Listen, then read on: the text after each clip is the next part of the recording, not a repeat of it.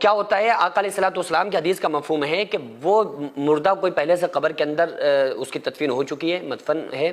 جہاں پر اس کا، وہیں پر کوئی ایسا بندہ، ایسے بندے کو دفن کیا گیا جو دنیا میں اس کو پہچانتا تھا، یعنی وہ دنیا میں آپس میں ایک دوسرے کو جانتے تھے اور دونوں لوگ اب قبر میں پہنچ گئے، تو وہ لوگ جو دنیا میں ایک دوسرے کو پہچانتے تھے وہ قبر میں بھی ایک دوسرے کو پہچانتے ہیں۔ حدیث پاک کا مفہوم ہے کہ وہ ایک مرحوم دوسرے مرحوم سے دنیا والوں کے بارے میں سوال بھی پوچھتا ہے، عزیز و اقارب کے بارے میں، رشتہ داروں کے بارے میں سوال کرتا ہے کہ مثلا کوئی انسان پہلے سے کسی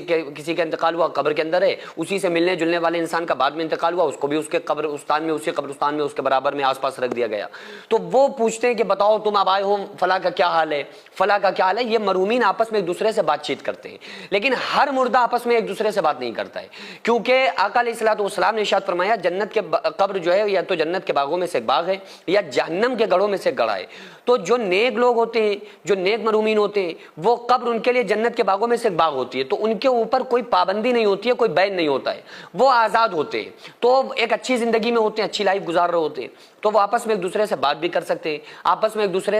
دوسرے کی خیریت بھی معلوم کر سکتے ہیں، اور دنیا والوں کے بارے میں، رشتہ داروں کے بارے میں بھی پوچھ سکتے ہیں، سوال و جواب کر سکتے ہیں۔ لیکن جس انسان کے لیے قبر جہنم کا گڑھا ہوتی ہے، تو وہ تو اپنے نفسا نفسی کے عالم میں ہوتا ہے، اسے تو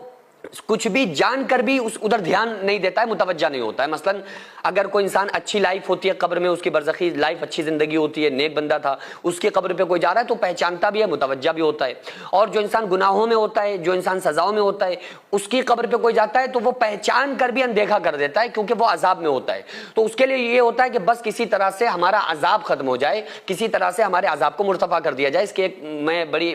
آسان مثال دیتا ہوں کہ اگر مثلا ہم ٹھیک ٹھاک ہیں اور آپ ہمارے گھر پہ آ گئے، کوئی بھی ملنے جلنے والا انسان، محبت کرنے والا شخص گھر آ جائے، تو ہم اس کو چائے پانی کا پوچھیں گے کہ نہیں پوچھیں گے؟ چائے بھی پلائیں گے، کھانا بھی کھلائیں گے، اس سے کہیں گے بھی ٹھیک سے بیٹھو، اور ہم بیمار ہوں، سخت بخار میں ہوں، سخت بخار کی شدت میں ہوں،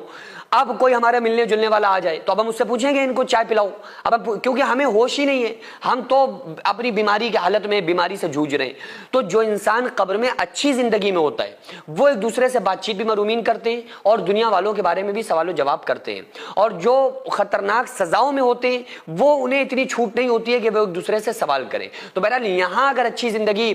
انسان نے گزار لی، اچھی زندگی سے مراد یہ کہ رسول اللہ صلی اللہ علیہ وآلہ وسلم کے بتائے ہوئے طریقوں کے مطابق، تو قبر میں اس کی زندگی بہترین زندگی ہوتی ہے، اس کے لیے وہ جنت کا باغ ہوتی ہے۔ یہاں اگر